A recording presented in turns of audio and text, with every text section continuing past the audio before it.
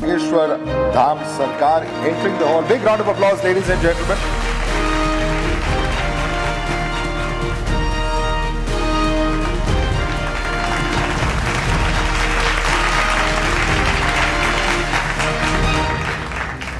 कायदे में रहेंगे तो फायदे में रहेंगे। ये कायदा क्या है? ये बहुत अच्छा फॉर्मूला, ये सबके लिए। भारत राम का है, अकबर का नहीं या बाबर का नहीं, ये रघुवर का देश है।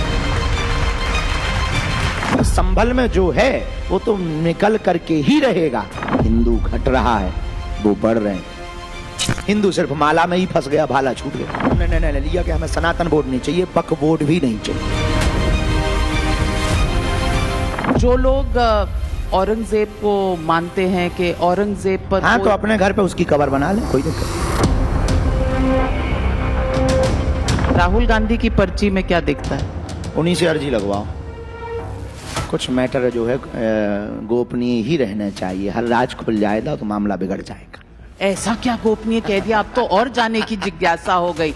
वायरल होते तो बहुत है, लोग कर देते हैं।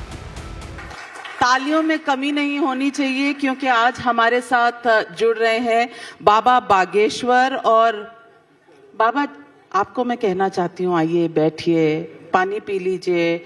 ठठरी बांधते बांधते शायद थक गए होंगे। आज कहाँ से किसकी ठठरी बांध कर आ रहे हैं? हम अभी दिल्ली के ही बगल में मेरठ है। मेरठ में 5 दिवसीय हनुमान जी के एक चरित्र की कथा चल रही। उस कथा के मध्य में थे, पूरी रात उस क्रम में रहे। प्रश्नोत्तरी का एक क्रम था। सुबह तक फिर सेवा पूजा करके, जल्दी जल्दी सेवा पूजा करके आपके इस उत्सव में आने का हमें सौभाग्य मिला। और ठठरी बारना एक हमारा कोई उद्देश्य नहीं है। हमारा उद्देश्य सिर्फ ये है कि हम अपने विचारों से और अपने कार्यों से लोगों को प्रेरित कर सकें। लोग प्रेरित तो बहुत होते हैं आपसे, जहां जाते हैं भीड़ लग जाती है, और कुछ लोग परेशान भी हो जाते हैं ये भीड़ देखकर। उल्लुओं को दिन से दिक्कत होती है, कुत्तों को घी से दिक्कत होती है। हमने ऐसा सुन रखा है कि गधों को सेहत से दिक्कत होती है। अब किसी को दिक्कत है तो ये उसकी निजी परेशानी, ना कि हमारी कोई दिक्कत है। अगर हमसे किसी को दिक्कत है तो उसे मोबाइल बदल लेना चाहिए या चैनल बदल लेना चाहिए, जरूरत पड़ने पर टीवी बदल लेनी चाहिए, क्योंकि हम जैसे हैं वैसे ही रहेंगे। हम किसी की आत्मा को ठेस पहुंचाने के लिए ना बोलते हैं, ना कोई कार्य करते हैं।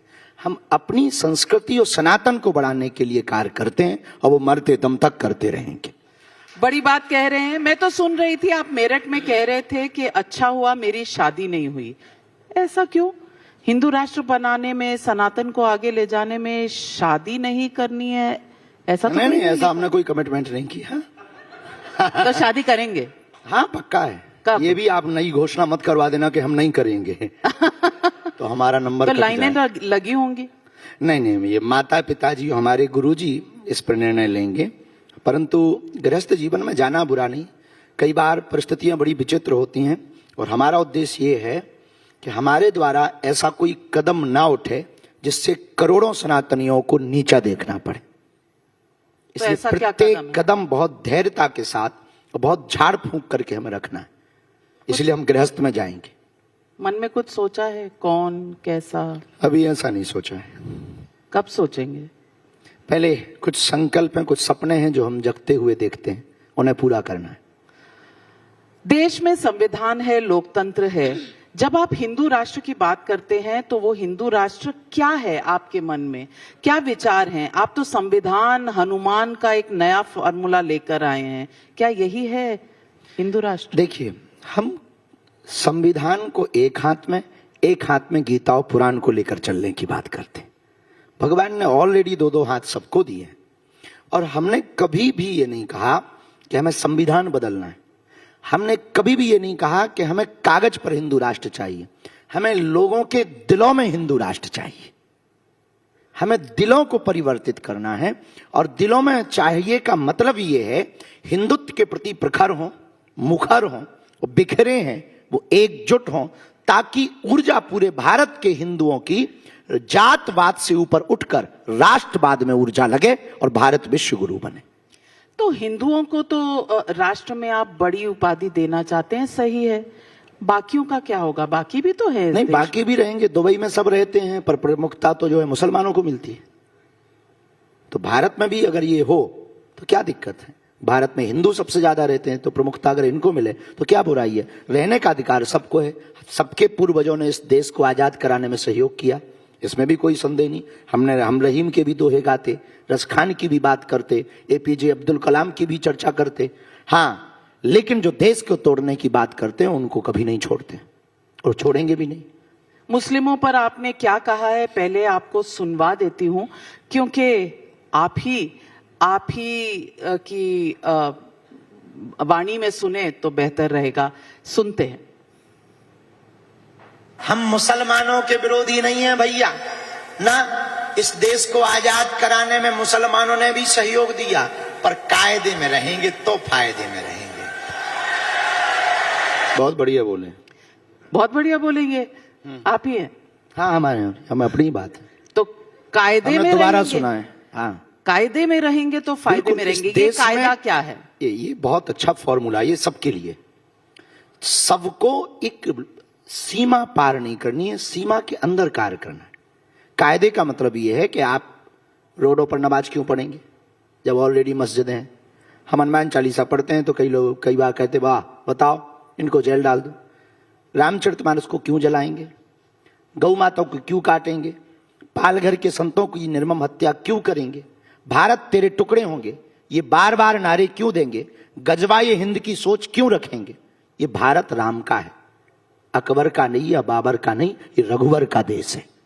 तो रघुवर के देश में राम की चर्चा होगी, और आप अगर इसके विपरीत बोलोगे तो स्वाभाविक रूप से आप सीमा पार कर रहे हो, तो या तो देशद्रोही कहलाओगे अथवा फिर आने वाले समय में हिंदू अपने हिसाब से उसका उपाय देखेंगे। कानून तो आपका इलाज करेगा ही ठीक से। इसीलिए हम बहुत विनम्रतापूर्वक उन्हें समझा रहे हैं, भैया कायदे में रहोगे तो फायदे में रहोगे।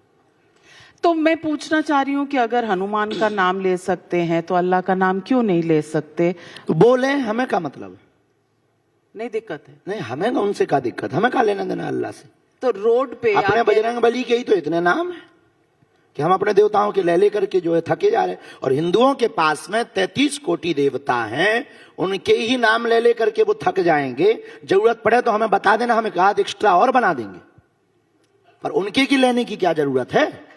सबको अधिकार है अपने अपने पूर्वजों को मानने का, सबको अधिकार है अपने अपने धर्म को मानने का, सबको अधिकार है अपने अपने मजहब को मानने का। हम तो यही कहेंगे, भैया अपनी अपनी पूजा करो, अपना पाठ करो, अपना जप करो, पर इसका मतलब ये नहीं है कि आप दूसरे के भगवान को नीचा दिखाओ। हमने कभी नहीं कहा और हम कभी कह भी नहीं सकते। क्यों? क्योंकि सबकी आस्था होती है। तो उनकी भी आस्था है, मुसलमानों की उनके भगवान में आस्था है, ईसाइयों की यीशु में आस्था है, उनको मानने दो। हाँ, लेकिन इसका मतलब ये नहीं कि आप ये नहीं कहोगे कि हम ही केवल उपासक हैं, बाकी सब काफिर हैं। ये भी तो नहीं कहा जा सकता।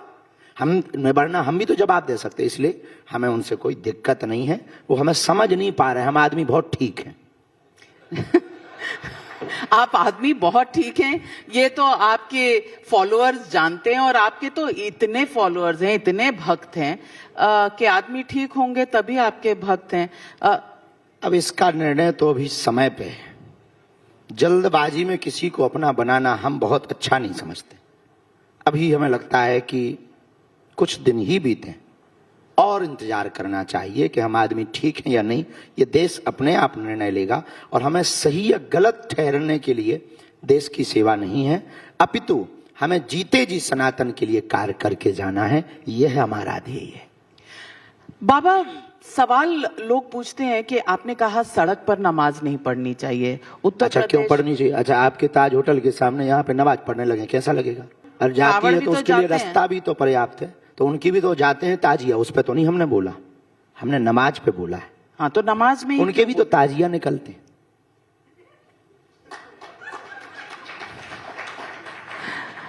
अखिलेश जी ने कहा है कि उन्हें गौशाला से बदबू आती है, उसके लिए वो इत्र को बढ़ावा देते हैं। वो इत्र वाले लोग हैं। मैंने देखा है कुछ लोग सोशल मीडिया पर लिख रहे हैं कि ये क्या बात हुई। आप इस बयान को राजनेताओं पे कोई बयान नहीं देते। क्यों डर गए? नहीं, डरते नहीं हैं। जरूरी नहीं कि हर विषय पे बोला जाए, उनकी आपसी चलती रहती है नेताओं की, तो और नेता जवाब देने के लिए काफी है। लेकिन गौशाला में सचमुच बदबू रहती है। भगवान जाने कि किसकी कैसी नाक है, हमें तो नहीं आई। अपनी अपनी नाक का कमाल है। आप कभी हमारे साथ चलिए, हमें तो नहीं आती। आपको नहीं आती गौशाला में? हमें तो नहीं आती, हमारी नाक बहुत बढ़िया है। तो फिर आपको कभी इत्र की जरूरत नहीं पड़ती? नहीं, इत्र हम लगाते ही नहीं है, भगवान की बड़ी कृपा। कोई लगा दे तो मना भी नहीं करते हैं। इत्र लगाते नहीं, पर कोई लगा दे तो मना नहीं करते। पर गौशाला में हमें बदबू नहीं आती है। गौशाला में हमें अपने पुराने भारत की याद आती है।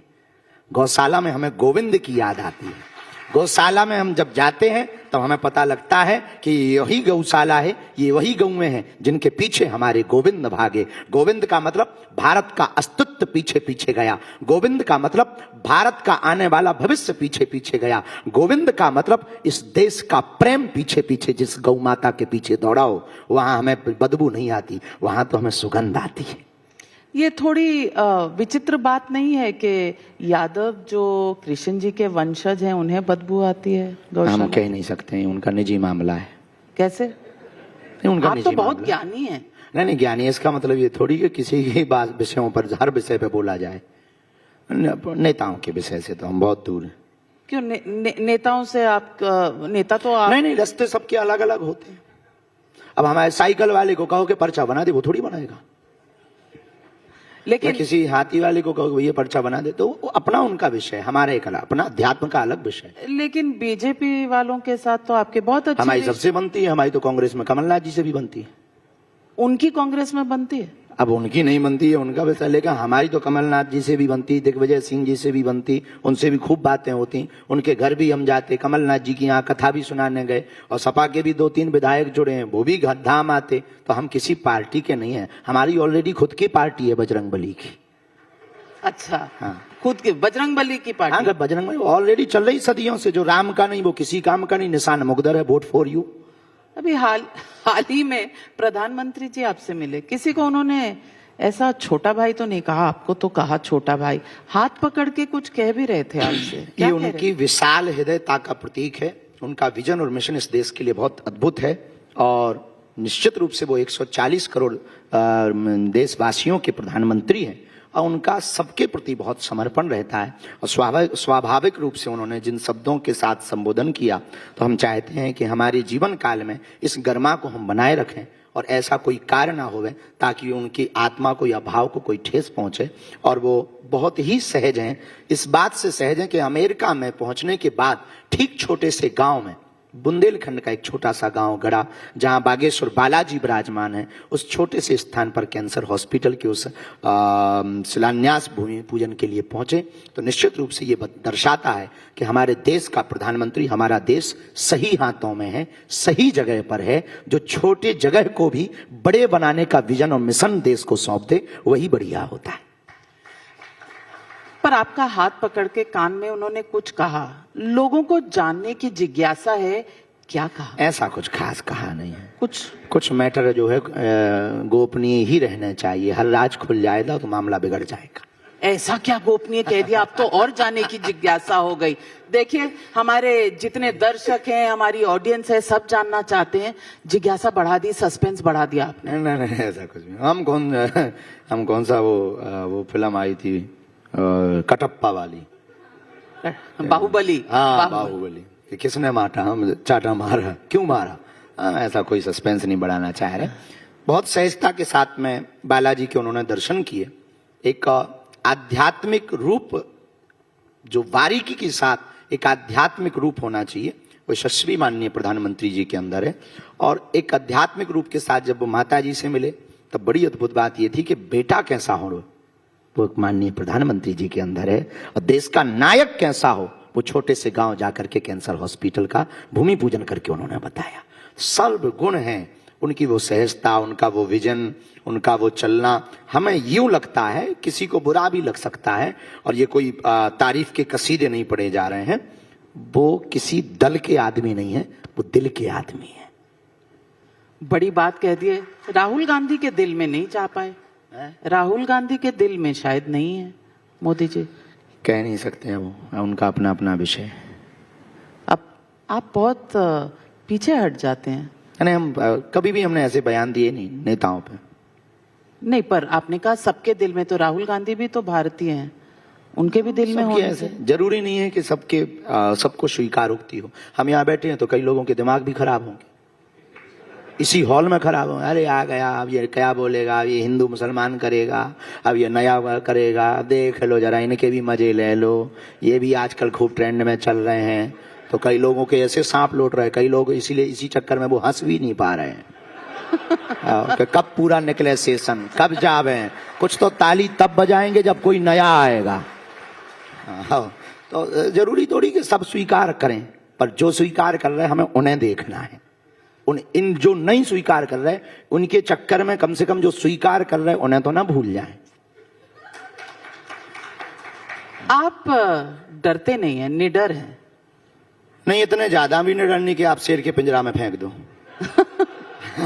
निडर हैं, पर इतने निडर नहीं है कि अब आप लोग मिसाइल में लगा दो कि जा पाकिस्तान बॉर्डर पे खड़ा हो जा तो थोड़ा विचार करना पड़ेगा। हाँ, ये है बेबाक है। बेबाक का मतलब हमारे यहाँ कोई कमी नहीं है और कोई अवगुण नहीं है। जो है वो सामने भी है, अंदर जो है वो बाहर है। तो इसलिए हम निडर हैं और हमें लगता है हनुमान जी का भक्त ऐसा ही होना चाहिए, क्योंकि ना किसी से लेना है, उधो का लेना नहीं, माधो का देना नहीं, तो डरना किस बात का। बिल्कुल।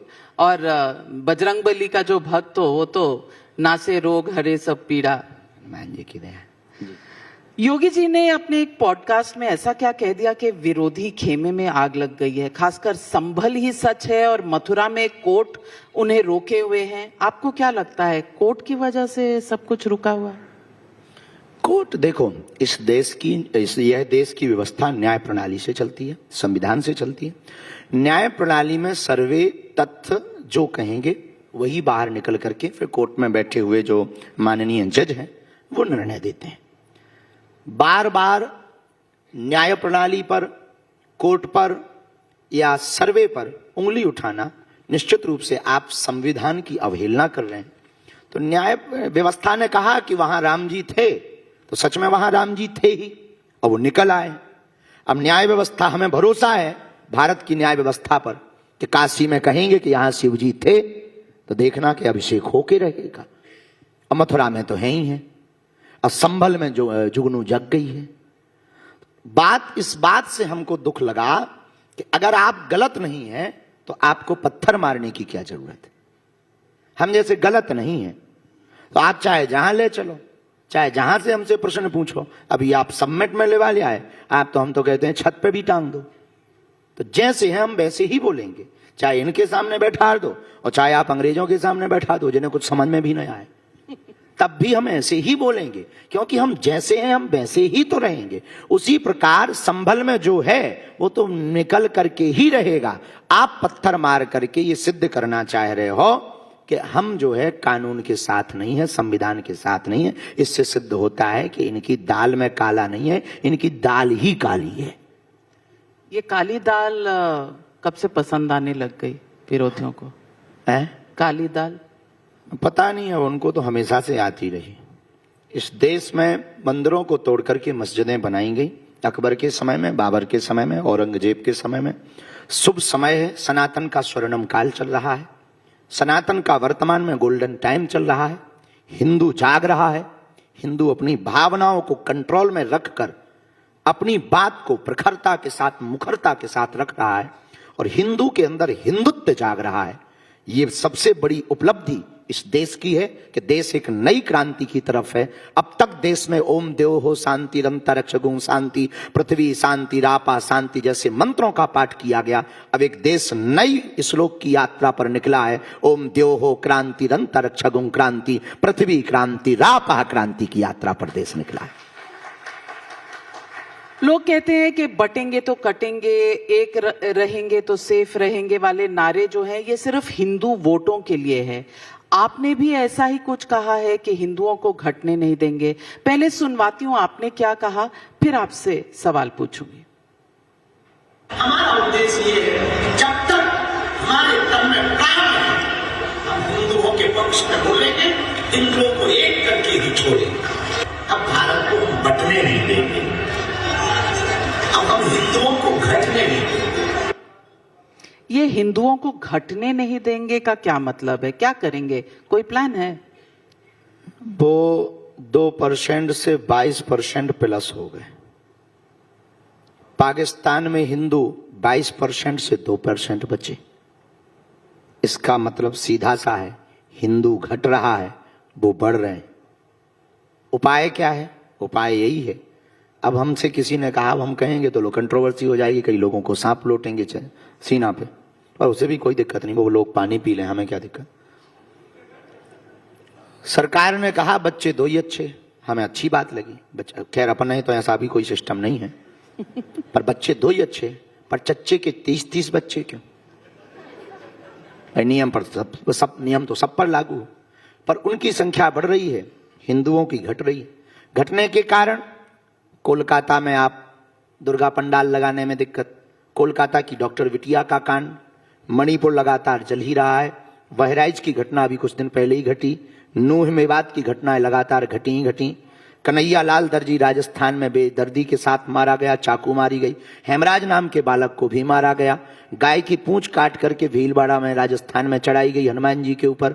ये पूरे सिस्टम बता रहे हैं कि हिंदू बटा हुआ भी है, हिंदू घटा हुआ भी है, हिंदू डरा हुआ भी है। तब तो अपने ही राम के राष्ट्र में 500 सालों तक अपनी ही लड़ाई लड़ने के लिए वो कोर्ट का सहारा लेता रहा, और कोर्ट से जीत कर जब आया तब वो राम मंदिर बना पाया, तब वो रामलला को बैठा पाया, जहां रामलला ऑलरेडी थे ही, अभी कृष्ण जन्मभूमि मिली नहीं है। इससे सिद्ध होता है हिंदू घट रहा है, हिंदू बहुत डरपोक है, हिंदू बहुत बुजदिल की स्थिति में है, इसलिए इन परिस्थितियों का निर्माण हुआ है। इसीलिए हम चाहते हैं हिंदू घटे ना, हिंदू मिटे ना, हिंदू टूटे ना। ऑलरेडी 1947 में मजहब के नाम पर जब भारत का एक टुकड़ा जा चुका, पाकिस्तान बन चुका, तो शेष बचे हुए टुकड़े को हिंदू राष्ट्र बनाने में क्या दिक्कत है? लेकिन 20%, 80% जो है वो 20% से डरा क्यों हुआ है? बुजदिल क्यों बना हुआ है? इसीलिए डरा हुआ है क्योंकि उनके छोटे छोटे बच्चे भी संविधान को मिटाने की ताकत रखते हैं और उनके हाथों में हथियार होते हैं। हिंदू सिर्फ माला में ही फंस गया, भाला छूट गया। इसीलिए ये हाल है। सबके हाथों में तो नहीं होते इस तरह के। सबके हाथों में नहीं होते, पर 1-2 के ही हाथों में, उनके में तो बम आते हैं ना, उनके तो बम आते हैं। बम में ये 1-2 हॉल तो ऐसे उड़ ही जाएंगे। नहीं, पर 80% होने के बावजूद आप कह रहे हैं हिंदू उसके पीछे घट रहा है। कारण है। यहां हिंदू है ही कौन? या तो ब्राह्मण है, या क्षत्रिय है, या वैश्य है, या जाट है, या बर्मा है, या शर्मा है, या गुर्जर है। पहले ये हिंदू तो बने, कट्टर हिंदू तो कहलाएं, तब तो भारत के उन लोगों को पता लगेगा। तो या तो ये क्षेत्रवाद के नाम पर बंटते हैं, या फिर ये भाषावाद के नाम पर बंटते हैं, या फिर ये जातिवाद के नाम पर बंटते हैं। इसलिए इस देश में हिंदू नहीं है, या तो कोई क्षेत्रीय वाला व्यक्ति होता है, या कोई जात वाला हिंदू होता है। जिस दिन जातवाद से, कास्टिज्म से ऊपर उठकर राष्ट्रिज्म की तरफ ही भारत का हिंदू जाएगा, उसी दिन 20% वालों को पता लगेगा हिंदू भी कम नहीं है। लेकिन अगर आप कह रहे हैं, विरोधी दलों का तो कह रहे हैं कि कास्ट सेंसस चाहिए, पीडीए चाहिए, हमें रिजर्वेशन चाहिए, आरक्षण होना चाहिए पिछली जातियों के लिए, तो ये सब गलत है क्या? हम किसी की बात को तो नहीं कह सकते, अपनी बात को कह सकते हैं कि डिवाइड करके भारत की पावर को अलग अलग जगहों पर क्षेत्रवाद, भाषावाद या जातिवाद के नाम पर क्यों बर्बाद करना। एक काम करो ना, 2 जातियां इस देश की होनी चाहिए, एक अमीर की, एक गरीब की। बड़ी बात कह रहे हैं। आपने कहा वक्त आ गया है कि एआई के बाद एचआई को बढ़ावा मिले, लोगों को हिंदुत्व की वैक्सीन लगे। ये कौन बना रहा है वैक्सीन? कैसी वैक्सीन है? कोशिश तो हम ही कर रहे हैं। हमने ये कहा है कि अभी वर्तमान में सबसे ज्यादा जलवा आर्टिफिशियल इंटेलिजेंस का है। हम चाहते हैं कि हिंदुत्व इंटेलिजेंस का भी जलवा होना चाहिए। और हिंदुत्व इंटेलिजेंस का मतलब है businessman Hindu, unity of Hindu, एकता में हिंदू रहे, बिजनेसमैन हिंदू हो गए, और तीसरा हम जो चाहते हैं एजुकेटेड हिंदू, पढ़ा लिखा हिंदू हो पर बिजनेसमैन हिंदू हो, ताकि आर्थिक संपन्न हो गए लेकिन एक हिंदू हो, पूरे भारत का हिंदू एक हो। ये 3 प्रकल्पों पर हम कार्य करना चाह रहे हैं। सपना है, संकल्प है, करेंगे, हम कोशिश करेंगे, कोई ना कोई पूर्ण करेगा, हनुमान जी पूर्ण करवाएंगे। ये जो वैक्सीन बन रही है इसकी लेबोरेटरी कौन है और किस पर टेस्टिंग कर रहे हैं? अभी टेस्टिंग तो खुद ही पे चल रही है और इसके बाद में फिर धीरे धीरे बताएंगे, सिंपल बाद में आएंगे। तो आप यात्रा भी कर रहे हैं, जहां जा रहे हैं यात्रा कर रहे हैं, लोग परेशान हो रहे हैं। अब आप दिल्ली से भी एक यात्रा शुरू करने वाले हैं, ब्रज यात्रा।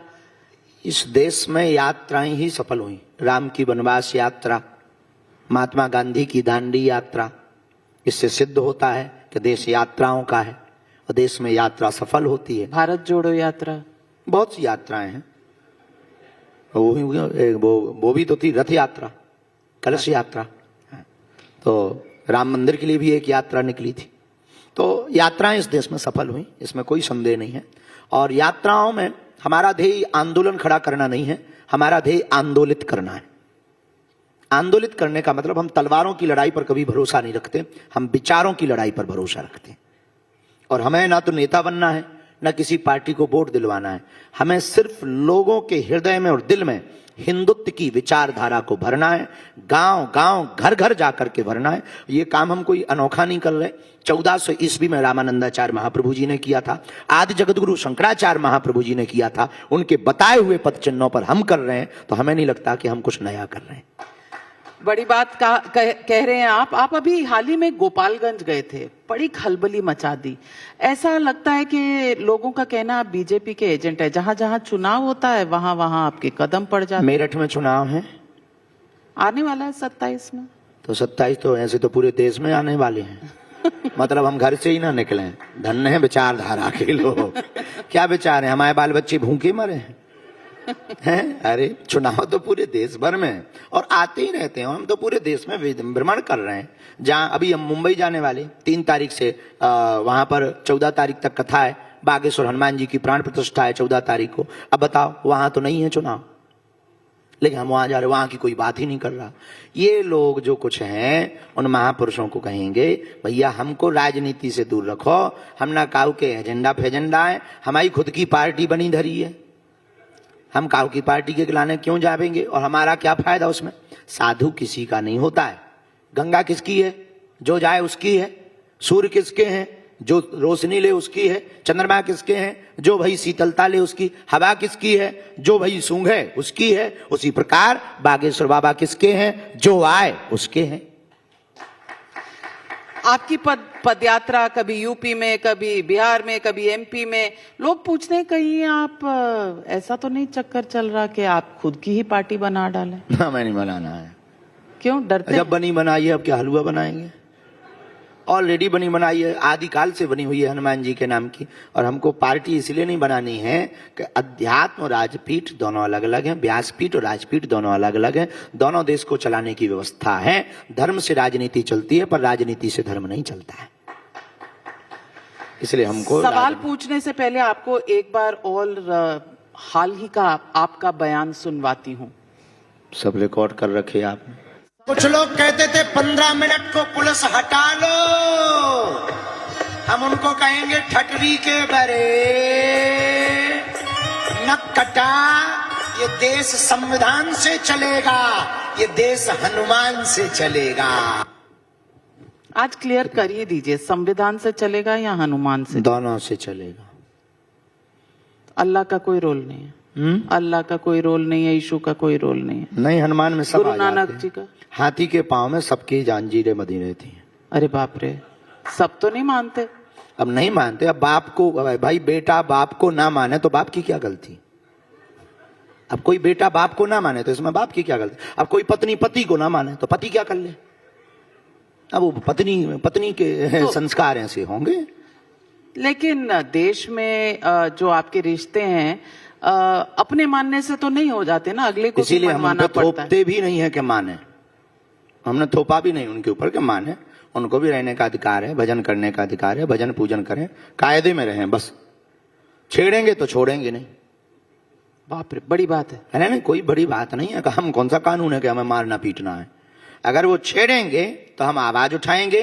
कल तक हिंदू चुप थे, अब हम चुप नहीं बैठेंगे, बस ये बात है। ना हमें हिंदू मुसलमान चाहिए, ना हमको हिंदू ईसाइयत चाहिए। हम इस देश में युद्ध नहीं चाहते, हम इस देश में पुनः बुद्ध चाहते हैं।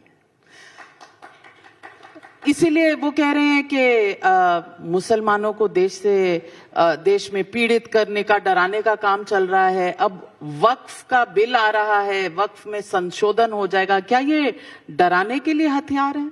नहीं नहीं नहीं, बात यह है कि देखो भाई, अगर मुसलमानों को डराने का काम चल रहा होता तो आप विचार करो, संख्या बढ़ती। 100 मुसलमानों के बीच में एक हिंदू सुरक्षित नहीं है, लेकिन 100 हिंदुओं के बीच में एक मुसलमान सुरक्षित है। ये हम लोगों की उदारता है। ये तो योगी जी की लाइन थी, आपने ले ली। नहीं नहीं, हमने नहीं ली लाइन। तो शब्द तो किसी के नहीं होते, सबके होते हैं। चलो दूसरा सुनो, अपनी सुन लो। भारत में मुसलमान बढ़ रहे हैं पर पाकिस्तान में हिंदू घट रहे हैं। अब बताओ डरा हुआ कौन है, हम या वो? तो ये उनके जो लोग कह रहे हैं, उन लोगों को दिमागी दिक्कत है। इस प्रकार की बातें उन्हें बोलने से बचना चाहिए। लेकिन आप वाकई मानते हैं कि वक्फ बोर्ड हट जाना चाहिए? आपने तो सनातन बोर्ड की भी बात की थी, क्या सनातन? नहीं, हमने उसमें सुधार कर लिया। सुधार चाहिए वक्फ बोर्ड? नहीं, हमने सुधार कर लिया खुद ने। अच्छा। अपने ही बयान पे सुधार किया। अच्छा, अगर सनातन बोर्ड बनाएंगे तो वक्फ बोर्ड को पक्का कर देंगे। अगर सनातन बोर्ड बनेगा तो वक्फ बोर्ड पक्का हो जाएगा। इसलिए हमने निर्णय ले लिया कि हमें सनातन बोर्ड नहीं चाहिए, वक्फ बोर्ड भी नहीं चाहिए। अच्छा, तो संशोधन नहीं, वक्फ नहीं, बोर्ड नहीं, ही हट- चाहिए ही नहीं। क्या जरूरत है?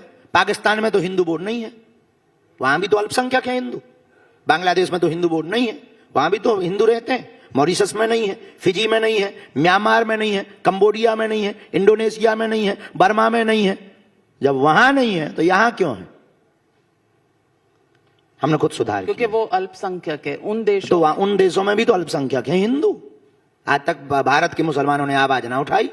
तो अभी तक तो संशोधन वक्फ बोर्ड में और वक्फ बिल में संशोधन की बात चल रही है, आप कह रहे हैं वक्फ बोर्ड ही हटा दो। ठीक है, पहले हाथ पकड़ेंगे फिर पूरा शरीर पकड़ेंगे। ये आपकी चेतावनी है? नहीं, चेतावनी नहीं, भगवान से प्रार्थना है। हम कौन सा सरकार है? प्रार्थना है और रास्ता दिखाना, गुरु का काम मार्ग देना है। तो आज आपकी कोई जो नव भारत की वो देखेंगे कॉन्क्लेव, तो वो समझ जाएंगे कि अगला रास्ता ही है।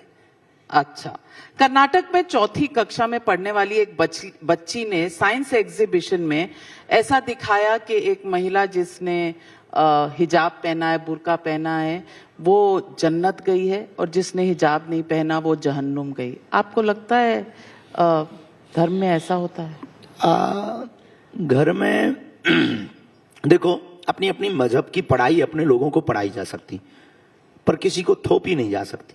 हम हनुमान जी की बात करते हैं या राम जी की बात करते हैं, तो ये बातें हमारी ठीक है, किसी को अच्छी लगे तो वो स्वीकार कर सकता है। पर इसका मतलब ये नहीं है कि आप हमारी बातों का विरोध करें। विरोध करने का, अगर आप हमारा सम्मान नहीं कर सकते तो आप अपमान के भी हकदार नहीं है कि आप हमारा अपमान करें। अगर आप हमें फूल माला नहीं पहना सकते, आप अगर ताली नहीं बजा सकते, तो आप गाली भी देने के अधिकारी नहीं। तो इस प्रकार के कार्य में हम बहुत ज्यादा टिप्पणी तो नहीं करेंगे, पर यही कहेंगे कि स्वधर्मे निधनम श्रेया पर धर्मो भयावहा। गीता में स्पष्ट रूप से कहा, अपने धर्म में मरना श्रेयस्कर है दूसरे धर्म का विचार करने से। ऐसा भगवान कृष्ण ने कहा। आज देश में औरंगजेब, सलार गाजी जैसों की कब्र या मजार होनी चाहिए, लोग उसमें चादर चढ़ाने जाने चाहिए, या ये हटा देनी चाहिए? क्योंकि कुछ लोग कह रहे हैं कि मजार को हटा देनी चाहिए। देखो, चादर के विषय में उनकी निजी आस्था है, पर कब्र के विषय में हम कह सकते हैं कि विदेशी आक्रांता देश को तोड़ने वाला इस देश में महान नहीं हो सकता, भारत को जोड़ने वाला ही महान हो सकता है। लेकिन उन्होंने कई अच्छे काम भी किए, और लोग कहते हैं कि इतिहास में अच्छा, 2 ठैया थप्पड़ कोई आपको मार दे फिर पानी पिला दे, आप क्या याद रखोगे, थप्पड़ या पानी? अगर आप बाबा हो आपके जैसे तो पानी याद नहीं नहीं, हम तो भैया दूर से ही राम राम। तो बहन जी, हम यही प्रार्थना करना चाह रहे कि उसने पहले मंदिर तोड़े, फिर बाद में एक दो बनवा दिए अच्छा दिखने के लिए। इसलिए हमें लगता है कि ये सोची समझी बुद्धि का बहुत तेज रहा होगा, तो उसने बहुत अच्छी तरीके से बुद्धि का प्रयोग किया।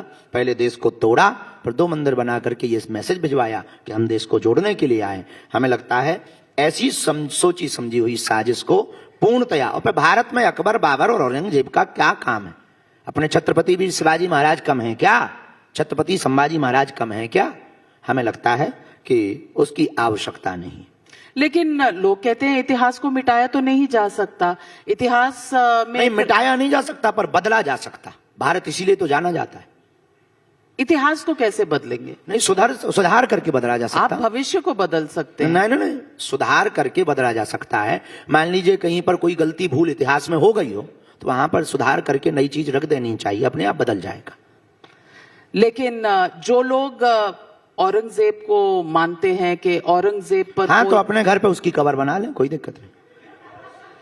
अब मानते हैं तो हम क्या करें? अब आप रोड पे थोड़ी बनाओगे या फिर नवभारत टाइम्स के आप स्टूडियो के सामने बनाओगे? अपने घर पे बना लें। बागेश्वर धाम पे थोड़ी बनाओगे? जो मानते हैं, जैसे हम हनुमान जी को मानते हैं तो हम रोड पे थोड़ी बनाते हैं। अब अपने घर पे ही रखें, बागेश्वर धाम पे ही रखें, बढ़िया। मैं जो श्रद्धावान है उनके घर पे बालाजी को ले जाते हैं, लो भैया दर्शन करो, पूजन करो, भजन करो। तो जिनको भी उनसे श्रद्धा प्रेम हो वो अपने घर में धर लें, झंझट खत्म। लेकिन वो कहते हैं कि आप एक धर्म विशेष को टारगेट करते हैं। नहीं, ये टारगेट करना नहीं है। धर्म विशेष को टारगेट करते तो ये पीजे अब्दुल कलाम को थोड़ी स्वीकार करते। धर्म विशेष को टारगेट नहीं करते हैं। रहीम रसखान के थोड़ी गीत गाए जाते। ना, हम उन चीजों को टारगेट करते हैं जिन्होंने देश को तोड़ा है, और ये टारगेट करना सही टारगेट है, यही असली निशाना है। संविधान कहता है कि खाने पीने, घूमने, रहने की आजादी है, लेकिन नवरात्रि में कुछ लोग चाहते हैं कि मीट बैन हो जाए 10 दिन के लिए। इसे आप कैसे देखते हैं? देखो, खाने पीने स्वतंत्रता सबको है, इसमें कोई संदेह नहीं है, पर इस देश की व्यवस्था के हिसाब से हम खाएं पिएं। देखो, 2 प्रकार के लोग होते हैं, एक होते हैं खाते पीते घर के, एक होते हैं पीते खाते घर के। पर हमारे दोनों में फर्क क्या है? खाते पीते घर का मतलब है बढ़िया बड़े घराने से है, पर पीते खाते का मतलब है कि लेते भी हैं। तो दोनों में ही थोड़ी में ही अर्थ बदल जाता है, अर्थ तो तत्क्षण बदल जाता है। एक जैसे किसी लड़की के लिए लड़का देखने जाओ तो कहो भाई कैसा है वो लड़का, हम बेटी का विवाह करना चाहते हैं, खाते पीते घर का है। लेकिन उसी में ये कह दो पीता खाता है तो गड़बड़ हो जाती। तो पीते खाते खाने वाले लोग स्वतंत्रता है, लेकिन भैया हमारे पीने खाने से किसी को ठेस ना पहुंचे, किसी की आस्था भंग ना होवे, किसी की श्रद्धा ना टूटे, ऐसा पीना खाना नहीं चाहिए। तो हमें लगता है कि बैन होना उचित है। तो फिर संविधान का क्या करें? संविधान का क्या करें? नहीं, संविधान में तो 125 बार से ज्यादा सुधार हो चुका ना। अब इसमें भी संशोधन हो जाए। अगर हो जाए संशोधन तो क्या बुराई। दूसरी बात, जब आपने कहा कि आप काफी विवादों में रहते हैं, हमने अपनी कुंडली तो दिखवाई नहीं है, पर बिना देखे हम ये कह सकते हैं कि उच्च के ग्रह में मीडिया और विवाद रखा हुआ है। आप दोष भी हमें ही दे देते हैं और हमारी वजह से आपकी पूरी दुनिया में चर्चा हमारी पहुंचती है। ये हमारे जीवन का सबसे बड़ा श्रेय है, और इस भारत का जो चौथा स्तंभ है मीडिया, उन सब का स्नेह है कि हम अपनी बातों को रख पाते हैं आपके माध्यम से पूरे भारत के सामने। इसके लिए हम जीवन पर्यंत तक ऋणी रहेंगे मीडिया के, इसमें किंचित मात्र संदेह नहीं। पर हम अपनी कुंडली की बात बता रहे हैं। तो आप अपनी कुंडली देखे नहीं है, दूसरों की आप सबकी पर्ची निकाल देते हैं, ये कैसे कर लेते हैं? अपनी पर्ची नहीं निकाली? नहीं, ये तो हमने अपने बारे में कभी गुरुजी से कोई प्रार्थना ही नहीं की, और हमें लगा कि ऐसी कोई आवश्यकता नहीं, प्रार्थना कर देते हैं, वो बड़ी कृपा कर देते हैं। पर अपनी पर्ची तो लोग सबसे पहले निकालते हैं। हाँ, निकालते तो हैं, पर इतना ही बहुत है कि सावधान होकर चल रहे हैं। और पर्चा से ज्यादा हनुमान जी की चर्चा की आवश्यकता है देश को। पर्चा तो सच बताएं, पहली बार हम आपकी मीडिया पे बोल रहे हैं, पर्चा तो हमारा एक बहाना है। जब चमत्कार के नाम पर हिंदुओं का कन्वर्जन बहुतायत मात्रा में किया जाने लगा, तब हमको लगा कि उनको बचाने का यही एक उपाय है, ये सठे साठ्यम समाचरित, जैसे को तैसा। तो हमें घर वापसी करवानी थी। घर वापसी कैसी होगी? अब वो तो फूफा करके आदमियों को गिरा देते हैं। तो हमने कहा इनके पास तो नकली है, अपन पे तो असली बजरंगबली। तो अपन ने भी फिर दरबार लगाया। तो दरबार तो बहाना था, असलियत में हिंदुओं को घर वापसी करवाना था। तो घर वापसी करवाएंगे आप हिंदुओं को, लेकिन साथ में आप कहेंगे कि ज्यादा पढ़ाई लिखाई से रिश्ते टूट रहे हैं। आपको लगता है लोगों को पढ़ना लिखना बंद कर देना चाहिए? पढ़ना लिखना चाहिए, पर पढ़ाई लिखाई को बौद्धिक स्तर पर उतारना बहुत ज्यादा जरूरी है। किताबी ज्ञान से ज्यादा जिंदगी का अनुभव का ज्ञान बहुत ज्यादा जरूरी है। पढ़ाई लिखाई का मंतव्य ये नहीं था कि आप पढ़ो लिखो ना। देश में अगर आप जीना चाहते हो और अपने अधिकार की बात रखना चाहते हो तो आपकी कलम वो ताकत है, शिक्षा वो शेरनी का दूध है कि जिसे जो भी पिएगा वो शेर की तरह दहाड़ेगा। तो पढ़ना अनिवार्य है, पर पढ़ने के साथ साथ जिंदगी में बौद्धिक स्तर पर अपनी निजी संस्कार, अपनी परंपराएं, अपनी प्राचीनता, परिवार की एकता, समत्वता, इसको भी पढ़ना बहुत ज्यादा जरूरी है। तो अध्यात्म बढ़ाने के लिए क्या करना चाहिए लोगों को? आपकी तरह शादी वेदों की तरफ वापस लौटना चाहिए। निश्चित रूप से हम यूं कहें, कई माता पिता अभिभावकों को बुरा लगेगा, इस देश में जो भी ये घटनाएं बीच में हुई हैं बच्चों के द्वारा, बच्चियों के द्वारा, इसका कहीं ना कहीं श्रेय माता पिता को जाता है। माता पिता संस्कार दें और बच्चे संस्कार लें तो हमें लगता है कि इस देश में अपराध और क्राइम बहुत कम होंगे। संस्कार सबसे बड़ी शिक्षा है। संसार जीता जा सकता है संस्कार से, और जीता हुआ संसार भी हारा जा सकता है अहंकार से। बड़ी बात है। लेकिन अगर आप संस्कारों की बात कर रहे हैं तो साईं बाबा पर आप कहते हैं कि गीदड़ की खाल पहनकर कोई शेर नहीं बन सकता। बहुत से लोगों की आस्था है। हाँ, वो निजी आस्था है, हमारा भी सम्मान है। ये किसी ने प्रश्न किया था कि साईं बाबा पर आपका क्या तर्क है।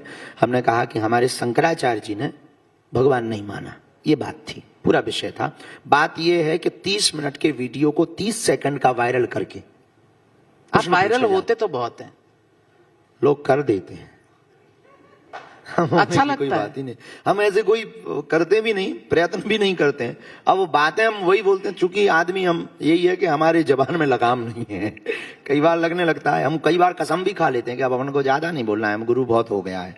लेकिन वो जैसे ही माइक पकड़ते हैं सो हम भूल जाते हैं, तो फिर वही निकलता है जो बोलना चाहिए। इसका मतलब ये नहीं है कि हम अनकंट्रोल हैं, नो, हम कंट्रोल में हैं, पर सठे साठ हम, अब कोई क्वेश्चन दागेगा और हम चुप बैठे रहे तो ये भी तो एक कायरता है। बिल्कुल बिल्कुल। तो अब मैं आपसे एक रैपिड फायर राउंड करना चाहती हूँ। बिहार चुनाव में किसकी जीत होगी? क्योंकि वहां तो एक विधायक ने कह दिया बाबा टाबा यहाँ ना आए, तो आपको क्या लगता है आपकी पर्ची में जनता जिसको वोट देगी वो जीतेगा। ये क्या बात हुई? पर्ची में तो कुछ वोटों से ही तो बताइए। जीतेगा, हमारी कृपा से थोड़ी जीतेगा। नहीं, पर्ची में एक्स्ट्रा कुछ बताइए। ये तो सबको पता है जिसको जनता वोट देगी वही जीतेगा। बस यही है, बस। नहीं, पर्ची में कुछ तो होगा। हमने पर्ची बनाई नहीं ऐसी कोई, नहीं बनाई, अलग से बनाएंगे। ना ना ना। राहुल गांधी की पर्ची में आपको क्या दिखता है? राहुल गांधी की पर्ची में क्या दिखता है? उन्हीं से अर्जी लगवाओ। क्या लगवाएं? अर्जी लगवाइए। अर्जी? अब अर्जी लगती है, पर्ची ऐसी थोड़ी बनती। उन्हीं को बताएंगे? नहीं नहीं, मतलब देखो हम किसी के बारे में क्या कहें कि क्यों, अब जिसको तो जानना आप कह रहे हो होगा। कि दिल में जो होता है आप कह देते हो, तो दिल में वही तो हमने कह दिया, जैसे आपको जानना है आ जाओ बागेश्वर धाम, हम बता देंगे। हमको राहुल गांधी की पर्ची में क्या जानना? तो उनके बारे में जानने आ जाओ, नारियल बांधो चलो। जो आएगा हम बता देंगे ये आया है। नहीं, तो आपके मन में तो रहता ही है ना, तो बोल दीजिए बेबाक कभी नहीं होके। रहता है, हमारा तो सबके प्रति सम्मान है, उनके प्रति भी हमारा सम्मान है। अच्छा, योगी जी की पर्ची में क्या? हाँ, किसी के भी नहीं तो अब अपने तरफ से क्या बनाना, जिन्हें बनवाना होगा वो आएगा। अब प्यासा कुआं के पास जाता है, कुआं थोड़ी फिरता है पानी पी ले। और फिर तो आप ये भी नहीं बताएंगे 27 में कौन जीतेगा? चुनाव पर, राजनीति पे हम कुछ नहीं बोलेंगे, अध्यात्म पर ही बोलेंगे। अच्छा, भारत की पर्ची में क्या है? विश्वगुरु बनेगा। कब? जिस दिन भारत का प्रत्येक नागरिक गुरु बनेगा। कब? जिस दिन भारत का प्रत्येक नागरिक गुरु बनेगा, भारत उसी दिन विश्व गुरु बनेगा। लेकिन भारत के प्रत्येक नागरिक को गुरु बनाएगा कौन? यहाँ तो सब शिक्षा व्यवस्था, गुरुकुलम व्यवस्था, भारत के हिंदू राष्ट्र का पर्याय, जो भारत का प्रत्येक व्यक्ति जागा हुआ हिंदू और हिंदू के अंदर जागा हुआ हिंदुत्व, रामचरितमानस की व्यवस्थाएं भारत के प्रत्येक व्यक्ति को गुरु बनाएंगी। और जिस दिन भारत का प्रत्येक व्यक्ति गुरु बनेगा उसी दिन भारत विश्व गुरु बनेगा। तो हमारी सोच यही है। कितना समय लगेगा? यूं काउंट करके कहा नहीं जा सकता। नहीं, कुछ तो अंदाजा, 30 साल, 50 साल, 10 साल? परसों? स्वर्णम काल है, कुछ समय परिवर्तन जल्दी जल्दी होंगे। आपने कैंसर हॉस्पिटल की आधारशिला रखी है, दुनिया ने देख लिया, लेकिन अब आपको इसकी प्रेरणा मिलती कहां से है? ये सेवा भाव आता कहां से? हम जहाँ रहते हैं वो बुंदेलखंड क्षेत्र, लगभग 20 जिले हैं, 10-12 जिले यूपी के हैं, 7-8 जिले मध्य प्रदेश के हैं। हमारे आसपास में ट्राइबल क्षेत्र ज्यादा हैं, वो बेचारे सब पलायनवादी हैं, दिल्ली बम्बई में कमाने खवाने के लिए जाते हैं। जब उनके घर में किसी को भी रोग हो जाता है तो पूरा परिवार त्रस्त हो जाता है, तो हमें मन में बहुत पीड़ा लगती है। तो हम भभूति तो देते हैं, हनुमान जी से प्रार्थना तो करते हैं, लेकिन हमने सोचा केवल कृपा से काम नहीं चलेगा, दवा भी बहुत ज्यादा जरूरी है। इसीलिए हमने फिर प्रण लिया कि अपने बुंदेलखंड के लोगों के लिए, वो लगभग 20 जिले हैं जो उन बुंदेलखंड जहां बिछड़ा माना जाता है, उन लोगों के लिए अब दवा भी मिलेगी और हनुमान जी की कृपा भी मिलेगी। बड़ी बात है। आज यहां से जाने से पहले बस आखिरी सवाल आपसे पूछना चाहती हूं। ये सवाल है कि यहां बैठे जितने लोग हैं, इनकी पर्ची में क्या है? कुछ बता दें। टाइम्स नाउ की पर्ची में क्या है? टाइम्स नाउ भारत हमारा परिवार है और हम इसके प्रति बहुत समर्पित हैं, और टाइम्स नाउ भारत की जो भूमिका है वो बहुत अद्भुत तरीके से प्रस्तुत हो रही है, और दिन प्रतिदिन अनवरत नित्य ऊंचाइयों को टाइम्स नाउ भारत की पूरी टीम, चाहे वो सोशल मीडिया वाला हो या फिर सैटेलाइट व चैनल हो, बहुत दिन प्रतिदिन नित्य जो है लोग इस पर भरोसा रखे हुए हैं। निश्चित रूप से स्वर्णिम समय है टाइम्स नाउ भारत का। जितनी स्पष्टता के साथ और तर्क संगति के साथ प्रश्नों के उत्तर और न्यूज को दिखाया जा रहा, भगवान करे बैक स्क्रीन और ऑन स्क्रीन में रहने वाले लोगों की बुद्धि शुद्धि बनी रहे। इसी प्रकार टाइम्स नाउ भारत हमारा परिवार आगे बढ़ता रहे, और यहाँ बैठे हुए जो लोग हैं, प्रबुद्ध लोग हैं, जो आए हुए हैं, आमंत्रित लोग हैं, हम यही कहेंगे आप सब पर हमारे हनुमान जी की कृपा बनी रहे, और इसी कृपा के भरोसे पर और आप अपने पुरुषार्थ और प्रसाद के भरोसे पर आप भारत के लिए योगदान देते रहें। यही मंगलमय प्रार्थना हनुमान जी के चरणों में। बहुत बहुत धन्यवाद। Ladies and gentleman, Baba Bageshwar, big round of applause. बहुत बहुत धन्यवाद।